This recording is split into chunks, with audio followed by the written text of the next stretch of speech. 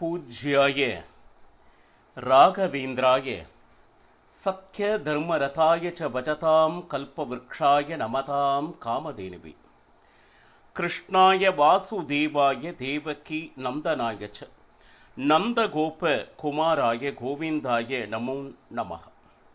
ஐந்தாவது வேதம் என்று போற்றப்படும் மகாபாரதம் பார்த்து வருகிறோம். இப்போ தர்மத்தின்படி கிடைக்க வேண்டிய ராஜ்யத்தை பல முறை கேட்டும் அதை தர மறுத்த துரியோதனாதிகளை பகவான் கிருஷ்ணனை அழைத்து எப்படியாவது சந்தித்து எங்களது ராஜ்யத்தை பெற்றுத்தர வேண்டும் என்று பாண்டவர்கள் பணிக்க, எப்படி கேட்டாலும் நிச்சயமாக துரியோதனன் ராஜ்யம் தரமாட்டார். அப்போ அவர்கள் செய்கின்ற அதர்மம் இந்த உலகத்திற்கு தெரிய வேண்டும் என்பதற்காக தூதுவனாக கண்டிப்பாக செல்கிறேன் என்று ஒப்புக்கொண்டு அஸ்தினாபுரம் சென்று திருதராஷ்டிரனை சந்தித்து, இதுவரை உன்னுடைய மகன் செய்கின்ற அதர்மத்தினால் என்ன நடக்கப் போகிறது தெரியுமா? உன்னுடைய குலமே இப்பொழுது நாசமாக போகிறது, அதற்கு காரணமாக நீ இருக்கப் போகிறாய் என்று எச்சரித்தான் பகவான் கண்ணன். அவரை தொடர்ந்து பரசுராமர், கண்வ ரிஷிகள், நாரதர், காந்தாரி உட்பட எத்தனையோ பேர் நல்ல புத்திமதிகளை கூறியும் அவை எதையும் ஏற்க தயாராக இல்லை. மாறாக தூதுவனாக வந்த பகவான் கண்ணனையே கட்டி போட நினைத்தார்.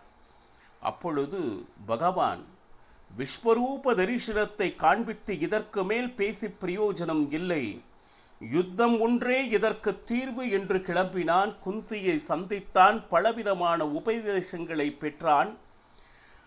அஸ்வத்தாமனை சந்தித்து உன்னுடைய முழு பலத்தையும் காண்பிக்காதே என்று கேட்டுக்கொண்டு பீஷ்ம துரோணாதிகளுக்கு புரிய வைத்து, ஏன்னா இதுவரை துரியோதனன் பக்கம் இருந்து அவர்கள் போர் புரிகிறார்களா?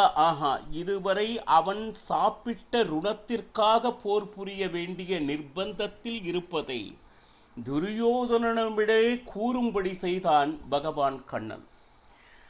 கர்ணனை சந்தித்து அவன் குந்தியின் மகன்தான் என்பதை உரைத்து பாண்டவர்களிடம் சேர், நிச்சயமாக நீயே ராஜ்ய பரிபாலனம் செய்யலாம் என்று கேட்டுக்கொண்டும் அதனை மறுத்தான் கர்ணன்.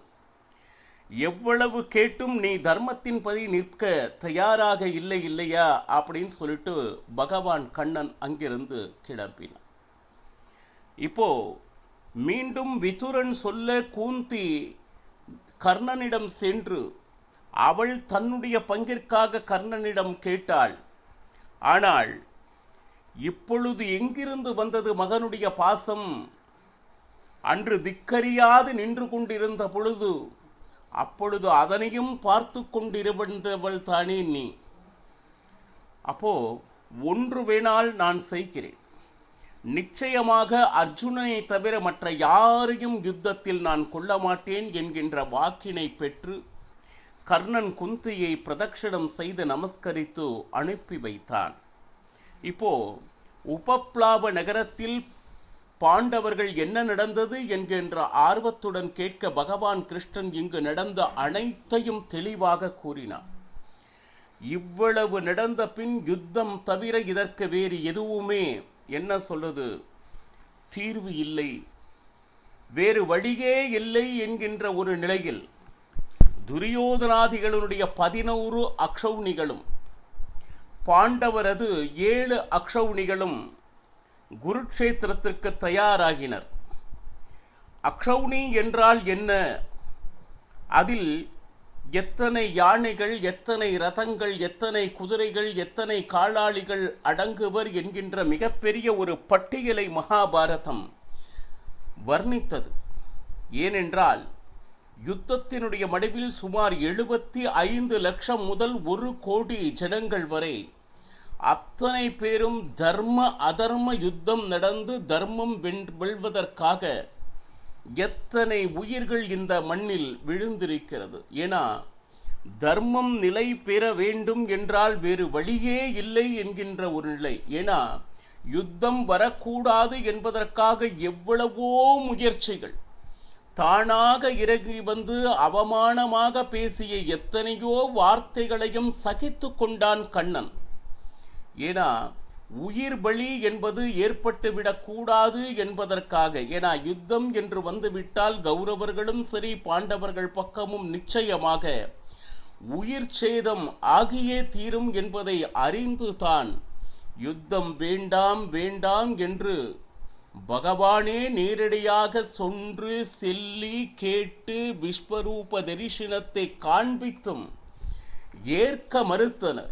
ஏன்னா அவங்க முழுமையாக யுத்தத்தை நம்பினர்.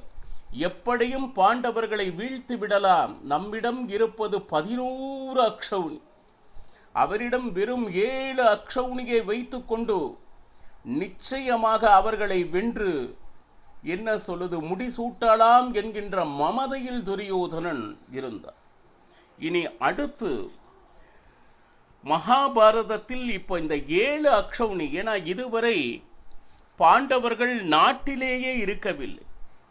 12 வருட வனவாசம், 1 வருட அஞ்ஞான வாசத்தில் இருக்கிறார்கள் என்றால் இந்த 7 அக்ஷௌணியை பாண்டவர்கள் யார் இதை கொடுத்தார்கள் என்கின்ற ஒரு அற்புதமான பட்டியலை மகாபாரதம் வர்ணிக்கிறது.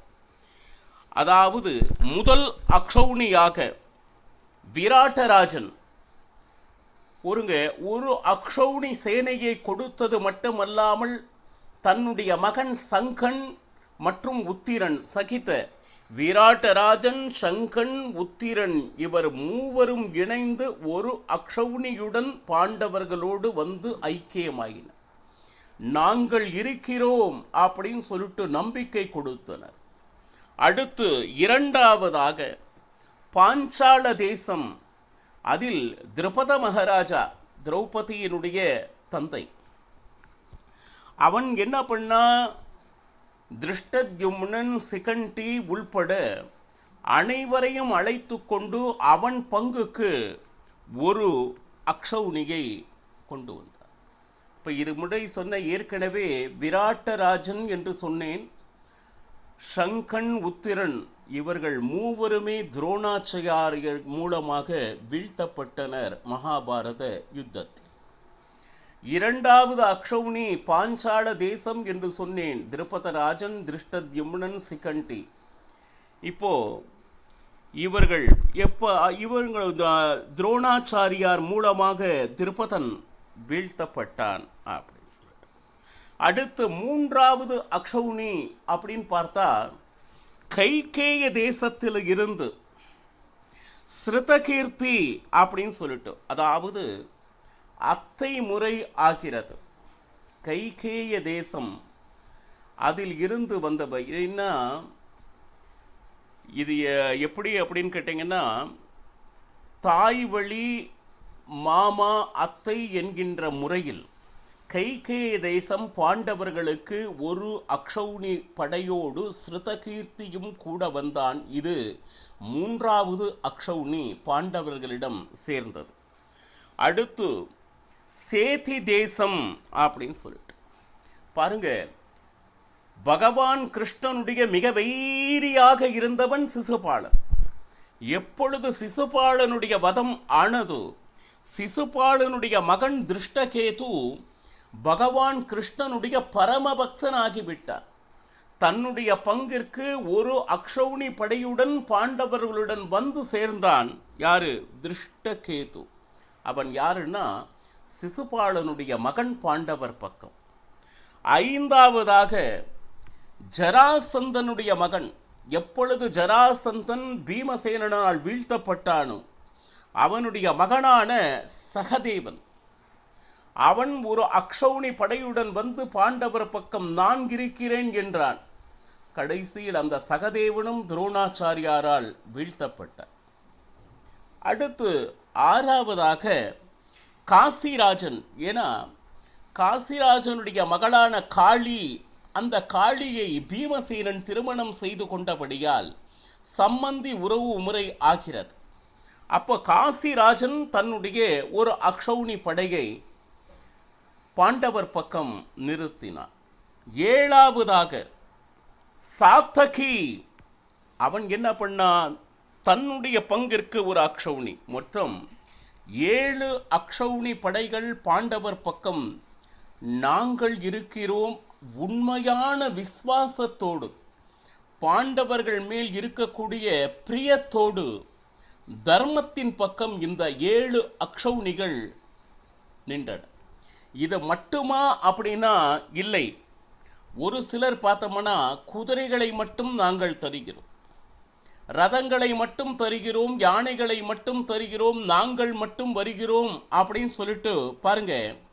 புரிஜித் ராஜன், குந்தி போஜன், சேகிதானன், பாண்டிய நாட்டு ராஜன், இப்படி அவரவர்கள தானாக வந்து, இது அக்ஷௌணி சகிதம் என்று சொல்ல முடியாது.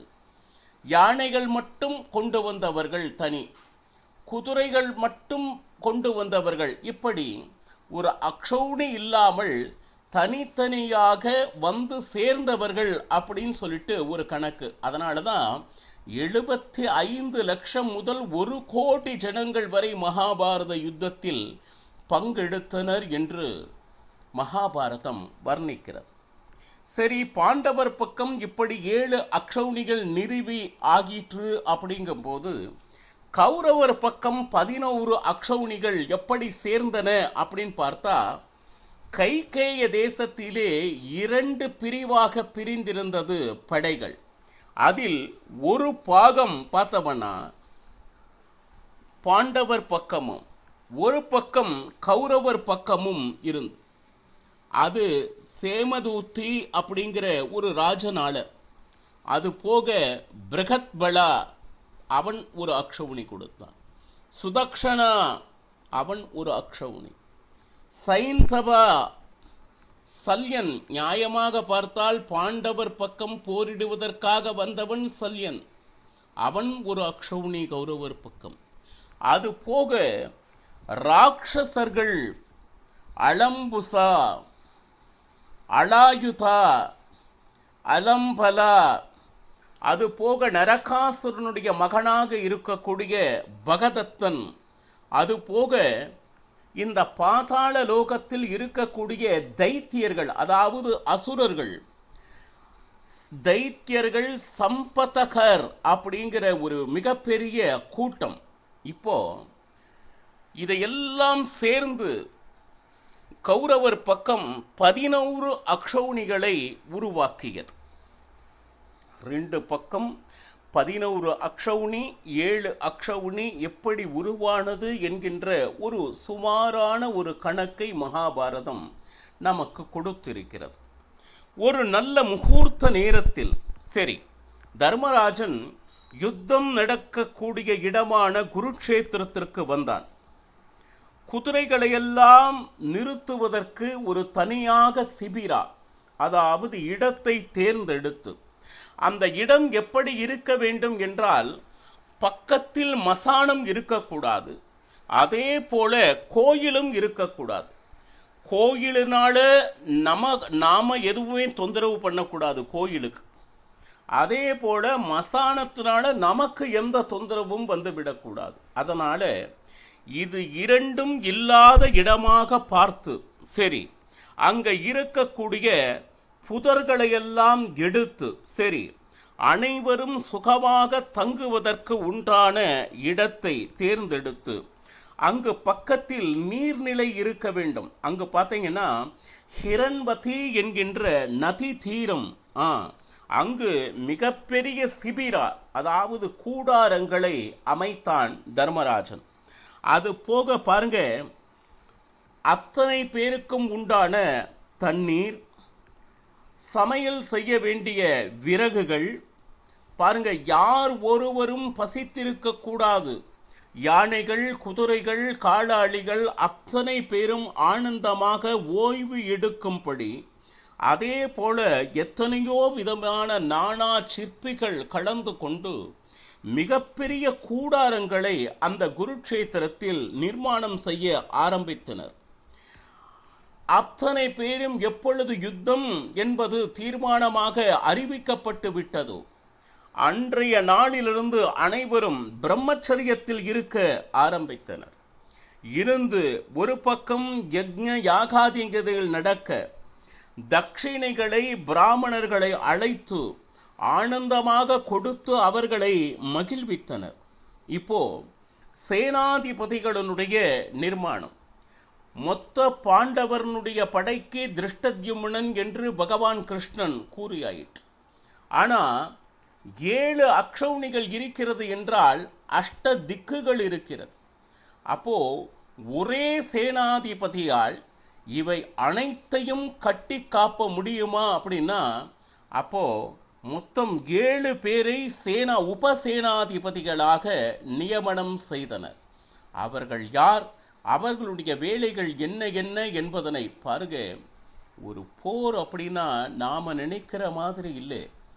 எத்தனை பேர் பங்கு பெறக்கூடிய, தர்மத்திற்கும் அதர்மத்திற்கும் நடக்கக்கூடிய எவ்வளவு பெரிய யுத்தம் நடந்திருக்கிறது.